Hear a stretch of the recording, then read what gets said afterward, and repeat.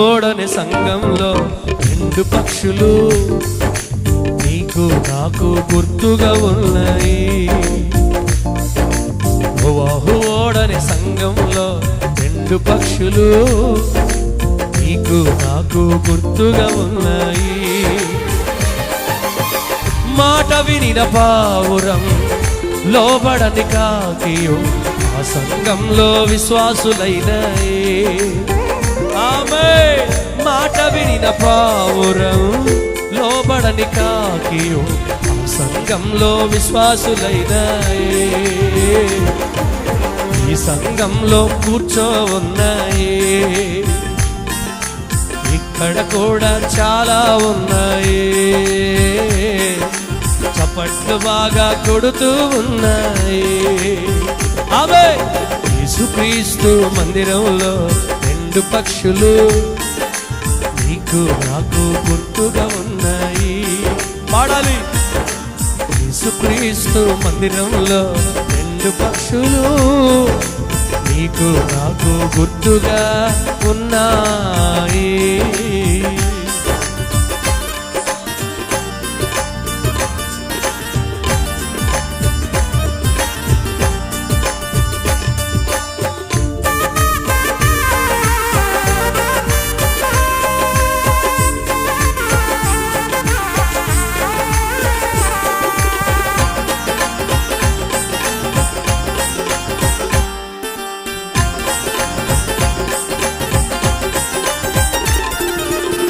గుర్తు తెమ్మని నోవాహు పంపాడు.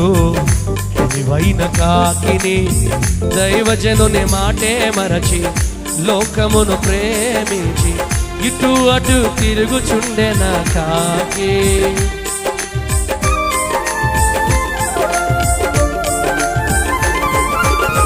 గుర్తు తెమ్మని నోవాహు పంపాడు. తెలివైన కాకిని దైవజనుని మాటే మరచి లోకమును ప్రేమించి ఇటు అటు తిరుగుచుండెన కాకి. సంఘములో ఉన్న నీవు పాపముపై ఆశతో, సంఘములో ఉన్న మనము పాపముపై ఆశతో ఇటు అటు తిరుగుచుల్ల భక్తి లేని కాకివా. ఇటు అటు తిరుగుచుల్ల భక్తి లేని కాకివా. నీవు కాకివా పావురానివా. పాడు. నీవు కాకివా పావురాని. అందరూ పాడాలి. కాకివా పావురానివా. నీవు కాకివా పావురానివా. నోవాహు ఓడని సంఘంలో రెండు పక్షులు నీకు నాకు గుర్తుగా ఉన్నాయి. యేసుక్రీస్తు మందిరంలో రెండు పక్షులు నీకు నాకు గుర్తుగా ఉన్నాయి. దయగల తండ్రి, నీ ఘనమైన పాదాలకు స్తుతులు స్తోత్రాలు. మరొక మారు నీ కృపచేత మమ్మల్ని బలపరిచి ఈ లవ్ అండ్ లైఫ్ పరిచర్యల ద్వారా ప్రభువా మరి ఉదయకాలపు ఆరాధనలో మీరున్నారు. ఈ సాయంత్రకాలపు ఆరాధనలో మీ కృపచేత మమ్మల్ని బలపరుస్తున్న విధానం బట్టి వందనాలు. ఈ చిన్న సహవాసాన్ని పరిచర్యను మీరు దీవించుము, ఆశీర్వదించుము. వాక్య ధ్యానంలోకి వెళుతూ ఉండగా నీ కృపచేత మమ్మల్ని బలపరచమని నజరేయుడైన యేసుక్రీస్తు నామములో బ్రతిమాలు వేడుకుంటున్నాను పరమ తండ్రి. దేవుని బిడ్డలారా, ఈ దినాన్ని పరిశుద్ధాత్మ దేవుడు మన సంఘానికి ఇచ్చిన మాటలు ఆదికాండము 8వ అధ్యాయము 10, 11, 12 వచనాలు. అతడు మరి 7 దినములు తాలి మరల ఆ నల్ల పావురమును వాడలో నుండి వెలుపలికి విడిచెను. సాయంకాలము అది అతని యొద్దకు వచ్చినప్పుడు త్రుంచబడిన ఒలీవ చెట్టు ఆకు దాని నోటు నుండి గనుక నీళ్లు భూమి మీద నుండి తగ్గిపోయినని నోవాహునకు తెలుసును. అతడింకా మరి 7 దినములు తాలి ఆ పావురమును వెలుపలకు విడిచెను. ఆ తరువాత అది అతని యొద్దకు తిరిగి రాలేదు. దేవుని బిడ్లారా, నోవాహు 120 సంవత్సరాలు అప్పుడున్న నరులకు ఓడను సిద్ధం చేసుకోమని, ఓడను గురించిన మాటలు 120 సంవత్సరాలు ఆయన సువార్తగా చెప్పి ఉన్నాడు. అయితే వారెవరును కూడా ప్రజలు ఆ మాట వినలేకపోయిరి. నోవాహు ఓడను సిద్ధం చేసుకున్నాడు. నోవాహు ఓడను సిద్ధం చేసుకున్న తర్వాత దేవుడు చెప్పాడు, ప్రచండమైన వర్షాన్ని ఈ భూలోకం మీదకి నేను పంపిస్తున్నాను. 40 రాత్రులు 40 పగళ్ళు 40 దినాలు ప్రచండమైన వర్షాన్ని నేను మీకు ఇస్తున్నాను. కాబట్టి మానవుడు విని ఓడను సిద్ధం చేసుకోమని చెప్పినప్పుడు ఆదాము మాత్రమే ఓడను సిద్ధం చేసుకున్నాడు. అయితే ఆ సమయంలో నోవాహు ప్రతి జంతువులను, ప్రతి పురుగులను, ప్రతి పక్షులను, తన కోడండులను, కొడుకులను, తన భార్యను ఆ యొక్క ఓడలోనికి తీసుకొని వెళతాడు. తీసుకొని వెళ్ళిన తర్వాత 8వ అధ్యాయంలో మనకి ఇటు రీతిగా మనకి కనబడుతూ ఉంది. దేవుడు నోవాహును అతనితో కూడా ఓడలో ఉన్న సమస్త జంతువులను, సమస్త పశువులను జ్ఞాపము చేసుకొనెను. దేవుడు భూమి మీద వాయువు విసిరినట్లు చేయుట వలన నీళ్లు తగ్గిపోయెను. దేవుడు 8వ అధ్యాయంలో మొదటి వచనములో దేవుడు నోవాహును జ్ఞాపకం చేసుకున్నాడు. దేవుడు మానవుల యొక్క జీవితాలను జ్ఞాపకం చేసుకునే దేవుడు. అయితే ఇక్కడ మనకు 2 రకాలైన పక్షులను బయటకు పంపిస్తాడు. ఈ 2 రకాలైన పక్షులు ఏమనగా, మొదటిది 7వ వచనం 6వ వచనంలో మనం చూస్తే, 40 దినముల తర్వాత నోవాహు తాను చేసిన ఓడ కిటికీని తీసి, 7వ వచనం చదివితే ఈ విధంగా కనబడుతుంది. ఒక కాకిని వెలుపలకి విడిచెను. అది బయటికి వెళ్ళి భూమి మీద నుండి నీళ్లు ఇంకుపో వరకు ఇటు అటు తిరుగుచుండెను. మొదట నోవాహు ఏం చేశాడు అనంటే, ఒక కాకిని పంపించాడు. ప్రచండమైన నీళ్లు వచ్చిన తర్వాత ఈ ప్రచండమైన నీళ్ళులో ఏమి జరుగుతుంది, అసలు ఏమి జరుగుతుంది అనేది తెలియడానికి 2వ వచనములో అగాధ జలములు, ఊటలు, ఆకాశమును తూములను మూయబడెను. కాగా ఆకాశం నుండి కురుచుచున్న ప్రచండ వర్షమును నిలిచిపోయెను. ఈ ప్రచండమైన వర్షము 150 దినముల తర్వాత ఆ యొక్క ఆరారతు కొండ మీదకి ఓడ వెళ్ళి నిలవగా, ఆ సమయంలో దేవుని బిడ్డలారా 150 రోజుల తర్వాత నోవాహు మొదటగా నల్ల కాకిని ఒకటి వెలుపలకు పంపించాడు. కాకిని బయటకు పంపించగా ఆ కాకి బయటకు వచ్చి భూమి మీద నీళ్లు ఇంకిపోయాయా లేదా అని చూడరమ్మంటే, నోవాహు ఆ కాకి బయటకు వచ్చింది కానీ మరలా ఇంటికి రాలేదు, ఓడ దగ్గరికి రాలేదు. రాకుండగానే అది అటు ఇటు తిరుగుతూ ఉండిపోయింది. తర్వాత ఏం చేశాడు అనంటే, అప్పుడు 8వ వచనం, మరియు నీళ్లు నేల మీద నుండి తగ్గినవో లేదో చూచుటకు అతడు తన యొద్ద నుండి నల్ల పావురం ఒకటి వెలుపులకు పోవు విడిచెను. అప్పుడు మొదటగా కాకిని విడిచిపెట్టాడు, కానీ కాకి ఓడలోకి రాలేదు, మరలా నోవాహు దగ్గరికి రాలేదు. ఎప్పుడైతే ఆ కాకి వెలుపుటకు వచ్చిందో మరలా లోనికి వెళ్ళడానికి దానికి ఇష్టం లేదు. కానీ పావురాన్ని విడిచిపెట్టాడు. పావురం మొదట బయటకు వచ్చింది, అక్కడున్న పరిస్థితులన్నీ చూసింది. చూడగానే నీళ్లు భూమి మీద అంతటి ఉన్నాయని సంగతి, దాని యొక్క అరకాలు కూడా పెట్టుటకు స్థలం లేదని సంగతి తెలుసుకున్న తర్వాత అది ఏం చేసిందంటే తిరిగి ఓడ యొద్దకు రాగా 9వ వచనములో నోవాహు చెయ్యి చాచి దాన్ని పట్టుకొని ఓడలోనికి తీసుకున్నాడు. ఈ యొక్క నోవాహు పక్షుల యొక్క విశేషాన్ని కనుక్కున్నట్టు వాడు. ఆ పావురం ఎప్పుడైతే ఓడ దగ్గరకు వచ్చిందో తన చేయి బయటికి పెట్టగానే ఆ పావురము ఆ చెయ్యి మీద వాలింది, మరలా లోపలికి తీసుకున్నాడు.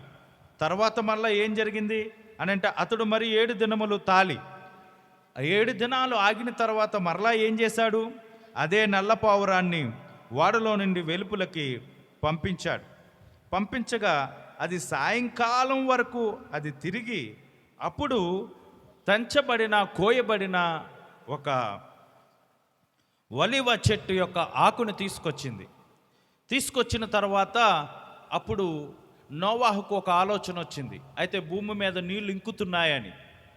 రెండోసారి కూడా మరలా నోవాహు ఓడ దగ్గరికి ఆ నల్ల పావురం వచ్చేసింది. మూడవదిగా మరలా ఆయన ఏం చేశాడు అని అంటే ఆయన 7 దినములు ఆగి మరలా 12వ వచనములో ఆ పావురాన్ని వెలుపలకు విడిచెను. తరువాత అది అతని యొద్దకు తిరిగి రాలేదు. అంటే అప్పుడు ఆయన అనుకున్నాడు ఏమనంటే నీళ్లు ఇంకిపోయాయి, ఇంకా పావురం మన యొద్దకు రావాల్సిన అవసరం లేదు అని నోవాహు తన పాఠములో నేర్చుకున్నాడు. అయితే మొదటగా ఈ యొక్క భూప్రపంచం మీద జతలుగా ఆ ఓడలో దేవుడే చెప్పాడు ఏమనంటే ఇదిగో నేల మీద ప్రతి పురుగును కానీ ప్రతి జంతువును కానీ ప్రతి పక్షిని కానీ నేను నాశనం చేస్తాను. అయితే ఆ ఓడలో పవిత్రమైనవి అపవిత్రమైనవి కూడా ఆ ఓడలో ఉంచినట్టుగా మనము చూస్తూ ఉన్నాం. దీనికి ఇదే ఆదికాండం 7వ అధ్యాయం 8వ వచనాన్ని మనం చూసుకున్నట్లయితే ఈ విధంగా రాయబడింది. 7వ అధ్యాయం 8వ వచనం, దేవుడు నోవాహుకునకు ఆజ్ఞాపించిన ప్రకారము పవిత్ర జంతువుల్లోనూ అపవిత్ర జంతువుల్లోనూ పక్షులలోనూ నేలప్రాకు వాటన్నిటిలోనూ మగది ఆడది జతలుగా ఓడలో నున్న నోవాహు నద్దకు చేరెను. దేవుని బిడ్డలారా, ఓడలోకి పవిత్రమైన పక్షులు వెళ్ళాయి, పవిత్రమైన జంతువులు వెళ్ళాయి, పవిత్రమైన నేలప్రాకు వాటన్నిటిని కూడా జతలుగా వెళ్ళాయి. అటు రీతిగా ఆ ఓడలోకి పవిత్రమైనవే కాదు అపవిత్రమైనవి కూడా వెళ్ళాయి. దేవుడు కృపగల దేవుడు, కరుణగల దేవుడు. మాట వినే పక్షులను ఓడలోకి రప్పించాడు, మాట వినలేని పక్షులను కూడా ఆ వినాశనానికి ముందు రప్పించాడు. అయితే అప్పుడైనా సరే దానిలో మార్పు వస్తుందా ఆ కాకికి అని అనుకున్నాడు. అయితే నోవాహు ఆ కాకిని మొదటగా పంపించాడు. నోవాహు యొక్క జీవితంలో మొదటగా ఆ కాకి బయటకు వచ్చిన తర్వాత కాకికున్న ఆలోచన ఏంటి అని అంటే కాకి ఒక అపవిత్రమైన పక్షిగా మనం చూస్తూ ఉన్నాం. కాకి ఒక అపవిత్రమైన పక్షిగా మనకు కనబడుతూ ఉంది. ఏంటి అని అంటే దేవుని బిడ్డలారా, కాకికి కావలసిన మలినమైన ఆహారం. అప్పటికే 40 దినాలు వర్షం పడగానే ఆ యొక్క కళేబరాలను చూసుకుంటూ ఆ కుళ్ళిపోయిన శవాలను, కుళ్ళిపోయిన మాంసాహారాన్ని చూసింది. ఇంకా నోవాహు ఓడతో పని లేదు అనుకుంది. నోవాహు ఓడతో పని లేదు అనుకున్న ఈ కాకి ఆ కళేబరాలను, ఆ మాంసాన్ని, అశుద్ధమైన ఆ యొక్క ఆహారాన్ని చూడగానే అది అటు ఇటు తిరుగుతూ ఉండిపోయిందంట. అయితే దేవుని బిడ్డలారా, ఇక్కడ మనకు కనబడుతున్న దేవుని యొక్క వాక్యం మనకేం కనబడుతుందనంటే అపవిత్రమైన ఈ కాకి అపవిత్రమైన పదార్థాల కొరకు ఎదురు చూసింది. సమయం రాగానే నోవాహు ఆ నీళ్లు తగ్గాయా లేదా అని చూసి రమ్మంటే తన యొక్క యజమానుడి యొక్క మాట వినకుండా కాకి కళేబరాలకి, కుళ్ళిపోయిన మాంసానికి అది అలవాటు పడింది కాబట్టి అది బయటే ఉండిపోయింది. అయితే ఈ నల్ల పావురం యొక్క జీవితం వేరే. బయటకు వచ్చింది, కానీ ఈ పావురానికి కూడా కళేబరాలు కనబడ్డాయి, ఈ పావురానికి కూడా మాంసపు ముద్దలు కనబడ్డాయి. ఈ పావురానికి కూడా చెత్త కనబడింది. కానీ ఆ యొక్క మాంసం ముద్దో లేదా ఆ యొక్క కలేబ్రాల యొక్క ఆ కలేబ్రాలో లేదా ఆ యొక్క కుళ్ళిన ఆ మాంసాహారము పావురానికి తృప్తినివ్వలేకపోయింది. కాబట్టి ఈ బయట తినే ఆహారం కన్నా, ఈ బయట ఈ చెత్త కన్నా, ఈ కుళ్ళు కన్నా నోవాహు ఓడ నాకు శ్రేష్టమైనది అని మొదట తిరిగి వచ్చేసింది. మళ్ళా రెండోసారి పంపించినప్పుడు కూడా ఈ లోకం తృప్తి ఇవ్వలేకపోయింది, బయట ఉన్న సమాజం తృప్తి ఇవ్వలేకపోయింది. మరలా పావురం మరలా నోవాహు దగ్గరికి వచ్చింది. మూడోసారి ఏమందనుకుంటే, ఈ 2 సార్లు కూడా నా యజమానుడి దగ్గరికి వెళ్ళాను, నా యజమానుడికి అర్థం అవ్వాలంటే మరలా నేను తిరిగి వెళ్ళవసరం లేదు, ఇది కృపాకాలము కాబట్టి ఇప్పుడు స్వేచ్ఛగా, అంతా పవిత్రమైన దేవుని స్థలము కాబట్టి ఇప్పుడు నేను స్వేచ్ఛగా తిరగొచ్చని చెప్పి ఆ యొక్క కృపాకాలంలో ఆ పావురం ఉండిపోయింది. కాబట్టి దేవుని బిడ్డలారా, ఈరోజు మన జీవితంలో నేర్చుకున్నట్టు భాగం ఏంటనంటే, ఒకే ఓడలో పవిత్రమైనవి అపవిత్రమైనవి ఉన్నాయి. ఇప్పుడు ఒక పాట కూడా మనం విన్నాం, ఒకే సంఘం ఉంది, ఒకే పరిచర్య, క్రీస్తు సంఘముగా, క్రీస్తు సేవకులుగా, క్రీస్తు పరిచారకులుగా, క్రీస్తు సంఘముగా ఉంటున్నట్టు ఈ సంఘాల్లో ఈ కాకి, ఈ పావురము కూడా ఒకే ఓడలోకి వెళ్తుంది, అనగా ఒకే సంఘములోకి వెళుతుంది. కానీ కాకి యొక్క సారాంశం, కాకి యొక్క ఆలోచన, కాకి యొక్క విధానం వేరే.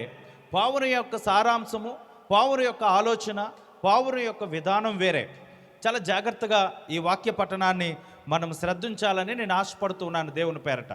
ఎందుకనగా ఈ దినాల్లో చాలామంది కాకి వలె లేదా పావురం వలె ఉన్నామా మన భక్తి జీవితంలో అనేది మనం ఆలోచన చేసుకోవాలి. సంఘం ఒకటే, పరిచర్య ఒకటే, పాట ఒకటే, పదాలు ఒకటే, అన్నీ ఒకటే. కానీ మనలో ఉన్న ఆ 2 కోణాల్లో ఏ కోణానికి మనం చెందినట్టు వారిమి అనేది మనం ఆలోచన చేయాలి. చాలా సందర్భాల్లో మనము దేవుని మందిరానికి వెళ్ళినప్పుడు పావురం వలె సున్నితమైనటువంటి వారుగా అప్పుడప్పుడు కనబడుతూ ఉంటాం. కానీ మిగతా జీవితం అంతా కూడా కాకి వలె ఒకవేళ ఉండిపోతుందేమో ఒకసారి మనము ఆలోచన చేయాలి. మన మాట కాకి వలె ఉంది, కానీ మనం సంఘంలోకి వెళ్ళేసరికి పావురం వలె మారిపోతున్నామేమో. ఒకవేళ మన జీవితం కాకి వలె ఉంది, కానీ దేవుని మందిరంలోకి వెళ్ళేసరికి పావురంలాగా ఉండిపోతున్నామేమో. ఒకవేళ మనము చప్పట్లు కొట్టే విధంలో కానీ, ప్రార్థన చేసే విధంలో కానీ, పాటలు పాడే విధంలో కానీ, పరిచర్య చేసే విధంలో కానీ మనం పావురం వలె నడుస్తున్నాము. కానీ ఆ యొక్క సందర్భాన్ని బట్టి మనం బయటకు వచ్చేసిన తర్వాత కాకిలాగా ఆ యొక్క ఈ లోకములో ఉన్న అపవిత్రతను, ఈ లోకములో ఉన్న కులాన్ని కానీ, ఈ లోకములో ఉన్న బంగారాన్ని కానీ, ఈ లోకములో ఉన్న డబ్బును కానీ, ఈ లోకంలో ఉన్న పరిస్థితులను కానీ చూసుకుంటూ మళ్ళా మనం అపవిత్రమైన దాని కొరకు ఎదురు చూస్తున్నామేమో. ఒక సేవకుడు అంటాడు ఏమనంటే, పేతురు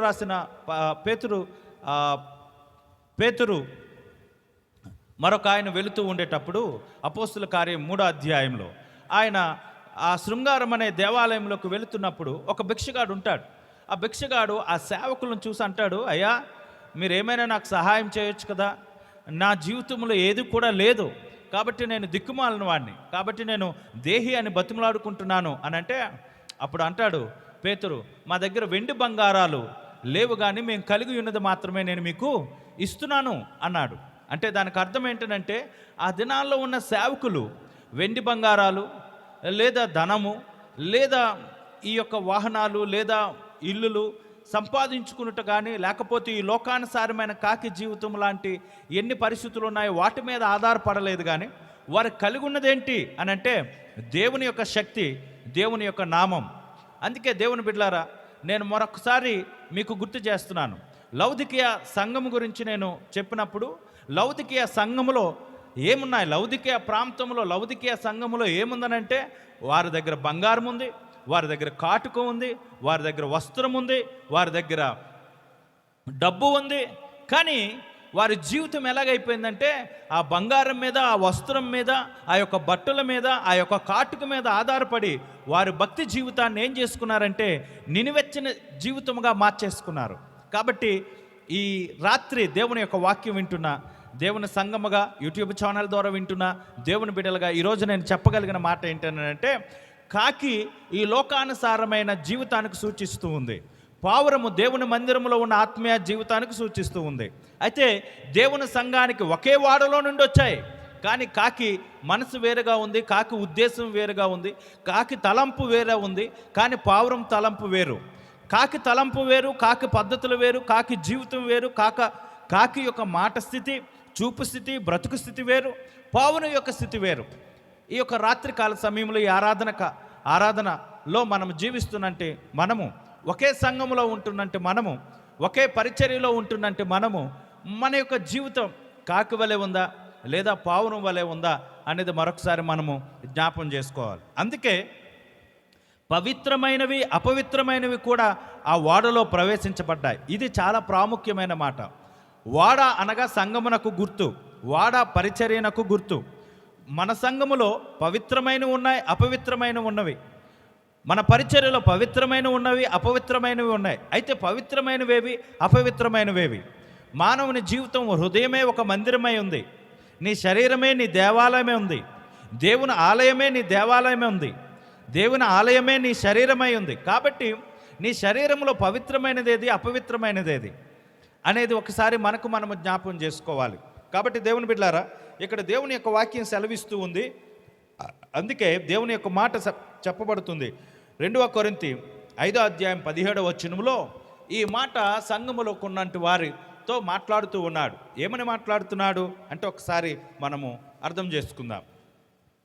2 కొరింథీ పత్రిక 5:17 కాగా ఎవడైనాను క్రీస్తు నందు ఉన్న ఎడల వాడు నూతన సృష్టి, పాతవి గతించెను, ఇదిగో కొత్త వాయను. దేవుని బిడ్డలారా, వాక్యం సెలవిస్తూ ఉంది.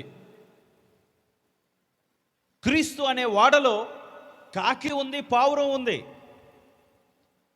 క్రీస్తు అనే సంఘములో కాకి ఉంది, పావురం ఉంది. క్రీస్తును ధరించుకున్న ఈ కాకి, క్రీస్తును ధరించుకున్న ఈ పావురం, ఈ 2 పక్షులు కూడా క్రీస్తును ధరించుకునే ఉన్నాయి.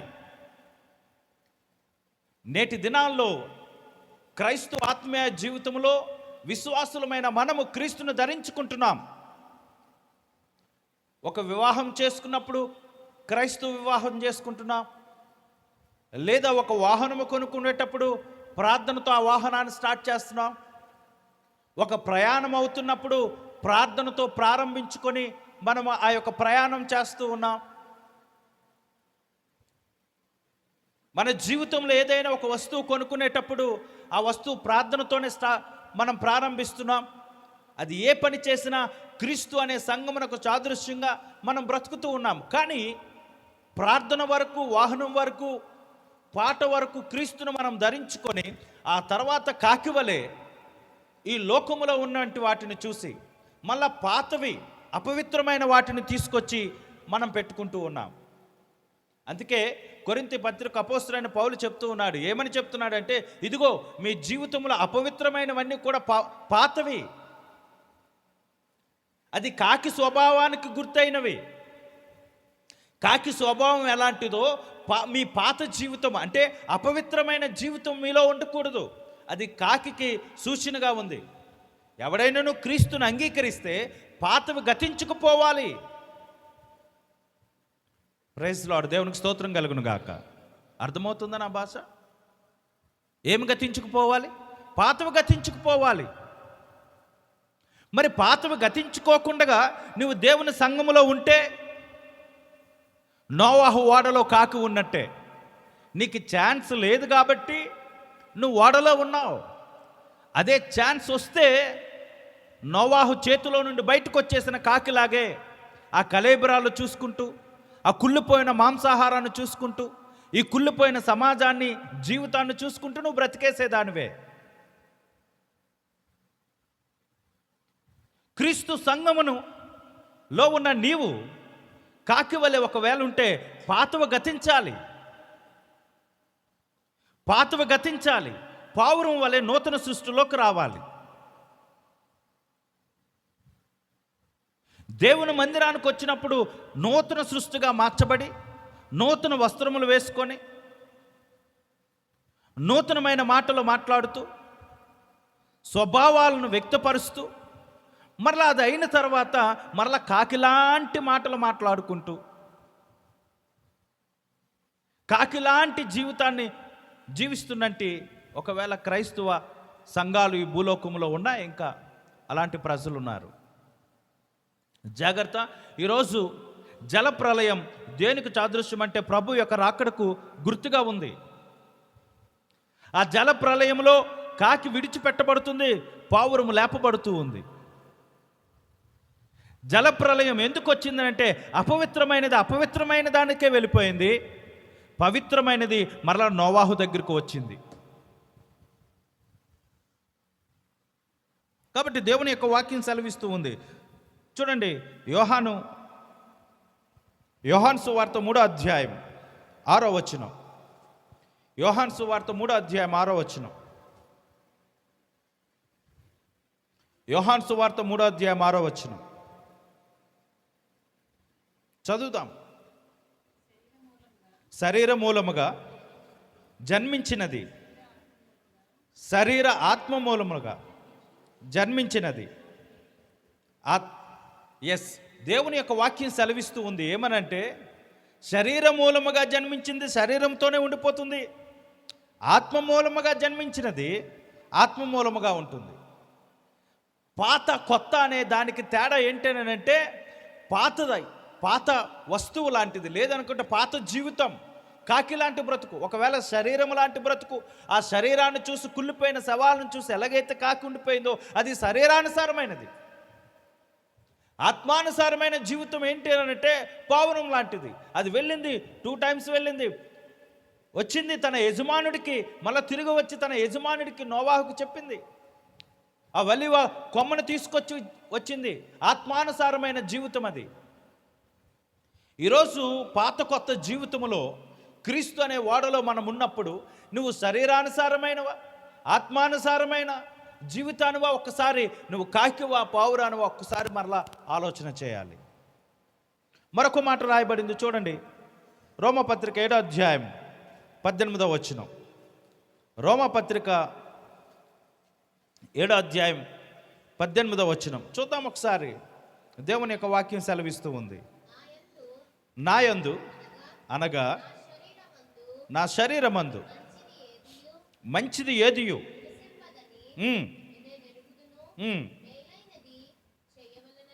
మేలైనది చేయవలెనని కోరిక కలుగుచున్నది కానీ దాన్ని చేయుట కలుగలేదు.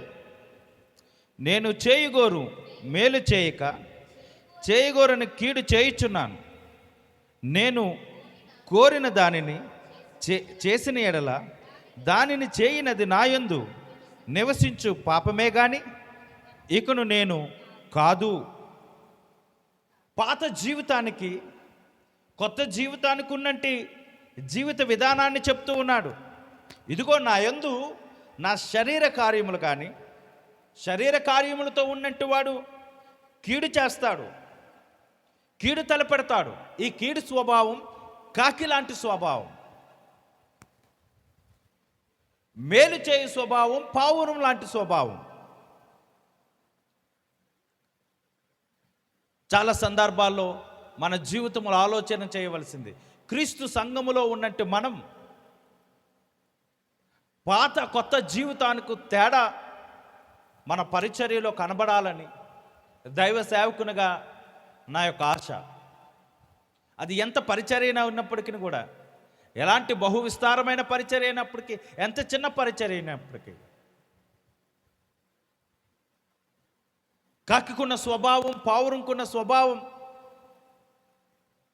ఏంటో మనం తెలుసుకొని మనం ముందుకు కొనసాగాలి. అందుకే దేవుని యొక్క వాక్యం సెలవిస్తుంది. మరొక మాట ఇక్కడ మనకు సెలవిస్తూ ఉంది. ఏమనేనంటే, పావురు జీవితంలో తృప్తి లేని బ్రతుకు, తృప్తి లేని జీవితము. 1 యోహాను పత్రిక 2వ అధ్యాయం 15వ వచనం. చివరిగా ఈ మాటను మనం జ్ఞాపం చేసుకుందాం. 1 యోహాను పత్రిక 2వ అధ్యాయం 15వ వచనం. ఈ లోకమునైనను లోకములో ఉన్న వాటినైనను ప్రేమింపకుడి. ఎవడైనను లోకాన్ని ప్రేమిస్తే తండ్రి ప్రేమ వానిలో ఉండదు. లోకములో ఉన్నదంతయు అనగా శరీరాశయు, నేత్రాశయు, జీవపు డంబమే. కాకిలో నుండి వచ్చినది లోకాన్ని ప్రేమించడం మొదలుపెట్టింది. వాడలో ఉంది 40 దినాలు జలప్రలయం, 150 రోజుల తర్వాత మరలా ఆ 40 దినాలే కాకుండా 150 రోజుల తర్వాత పరిస్థితి ఎలాగుందా అని నోవాహు పంపించినప్పుడు సంఘములో ఉన్న ఈ కాకి, ఓడలో ఉన్న ఈ కాకి ఎప్పుడైతే ఒక్కసారిగా బయటకు వచ్చిందో విస్తారమైన ఆ కుళ్ళిపోయిన ఆ శవాలను చూసి, మలినమైన ఆ ఆహార పదార్థాలను చూసి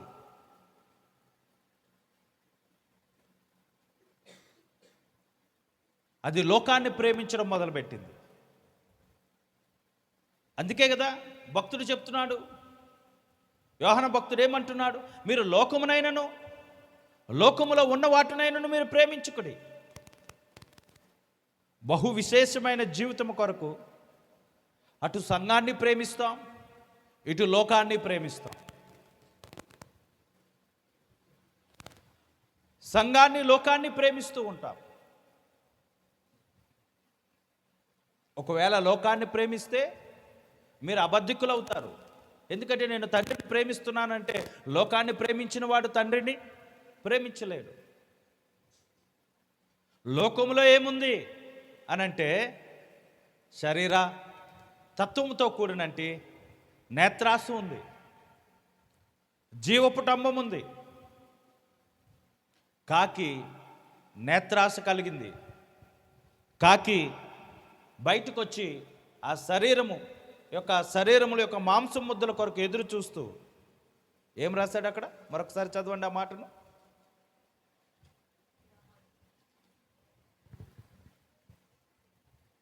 లోకములో ఉన్నదంతయు అనగా శరీరాశయు, నేత్రాశయు, జీవపు డంబం. ఈ కాకి ఆ వాడును దాటుకొని వచ్చిన తర్వాత ఇది చూసినంటే మొట్టమొదట తన జీవితంలో కళ్ళతో చూసింది ఏంటంటే లోకములో ఉన్నదాన్ని చూసింది. అందుకే కాకి ఆ ఓడకు దూరమైంది, నోవాహుకు దూరమైంది. దానికి రాయబడిన ప్రకారమే అపవిత్రమైన పక్షిగా ఎన్నిక చేయబడింది. అపవిత్రమైన పక్షిగా ఎన్నిక చేయబడింది. సంఘములో ఉన్న నీవు నేను అపవిత్రమైన పక్షివా, పవిత్రమైన పక్షివా? ఈరోజు మనం ఎన్నిక చేసుకోవలసిన సంగతి ఉంది. అపవిత్రమైన పక్షివా, పవిత్రమైన పక్షివా? దేవుడు నిన్ను చూసి నీవు నేత్రాశ లేని దానిగా, శరీరాశ లేని దానిగా, జీవపు డంబం లేని దానిగా ఒకవేళ ఉంటే ఆ నల్ల పావురం వలె ఉంటే నువ్వు పవిత్రమైన జీవితాన్ని కలిగి ఉంటావు. 17వ వచనం చివరగా, 2వ అధ్యాయం 17వ వచనం, లోకములు దాని ఆశయు గతించిపోవచ్చున్నవి, కానీ దేవుని చిత్తమును జరిగించువాడు నిరంతరము నిలిచెను. దేవునికి స్తోత్రం కలుగును గాక. లోకము గతించుకుపోతుంది, శరీరాశలు గతించుకుపోతాయి, కానీ దేవుని చిత్తము నిత్యము నిలిచెను. ఈ రాత్రి దేవుని సంఘములో ఉన్న నీవు నేను, దేవుని పరిచర్యలో ఉన్న నీవు నేను, దేవుని మాటలు వింటున్నా, దేవుని వాక్య ధ్యానం చేసుకుంటున్నాం. ఈ రాత్రి మనము కాకి వలె లోకాశలు కలిగి ఉన్నామా? పావురం వలె మళ్ళా సంఘములో మనం ఆత్మీయ జీవితాన్ని నిలబెట్టుకుంటున్నామా? పవిత్రుడుగా అపవిత్రుడుగా, పవిత్రురాలుగా అపవిత్రురాలుగా మాట్లాడుతున్నామా? ఒకసారి మనకు మనం పరీక్షించుకుందాం. ఈరోజు మనం కాకి వలె ఉన్నామా, పావురం వలె ఉన్నామా? ఈ పరిశుద్ధాత్మ దేవుడు ఈ రాత్రి మనతో మాట్లాడుతున్నాడు. మనమందరం కళ్ళు మూసుకుందాం, ప్రార్థన చేసుకుందాం. కళ్ళు మూసుకుందాం, ప్రార్థన చేసుకుందాం. కృపగల దేవ, ఈ చిన్న సారాంశంలో నుండి నేటి సంఘానికును నేటి సమాజానికును నువ్వు నేర్పించిన ఈ వాక్య ధ్యానాన్ని బట్టి మీకు వందనాలు. 120 ఏళ్ల సువార్త పరిచర్యలో నోవాహు వాడను సిద్ధం చేసి ఆ వాడలో పవిత్రమైనవి అపవిత్రమైన వాటిని ఉంచి సుదీర్ఘ జల ప్రళయం తర్వాత 150 దినాలు పోయిన తర్వాత ఒక కాకిని వదలగా ఆ కాకి బయటకు పోయి తిరిగి రాలేదు. కానీ అదే పావురాన్ని వదిలినప్పుడు మరలా 2 మార్లు తిరిగి వచ్చింది. ప్రభువా నీకు వందనాలు. ఈ రాత్రి మేము పాతవి గతించుకుపోకుండా దాన్ని మేము పెట్టుకుంటూ ఈ లోకములో ఉన్న వాటి మీద మేము ఆశ పెట్టుకొని మేము బ్రతికినట్లయితే మీరు మమ్మల్ని క్షమించగల దేవుడవు. ఈ రాత్రి మమ్మల్ని క్షమించి ఈ ఆరాధనలో ఇదిగో లోకము నశించుకుపోతుంది, కానీ నీ వాక్యం మాత్రము నిలవబడుతుంది. నీ వాక్యము ద్వారా నీ పరిచర్యలో మేము ముందు కొనసాగుటకు సహాయం చేయమని, విన్న వాక్యము ద్వారా నీ ప్రజలకు నీ కృపను అనుగ్రహించమని. కాకుకు పావురానికి ఉన్న వ్యత్యాసం క్రైస్తవ జీవితంలో, ఆత్మీయ జీవితంలో వారు తెలుసుకొని ముందు కొనసాగుటకు సహాయం చేయమని నజరేయుడైన యేసుక్రీస్తు నామమున బ్రతిమాలి వేడుకుంటున్నాను మా ప్రియ పరలోకపు తండ్రి, ఆమేన్. మన పరమ తండ్రి అయిన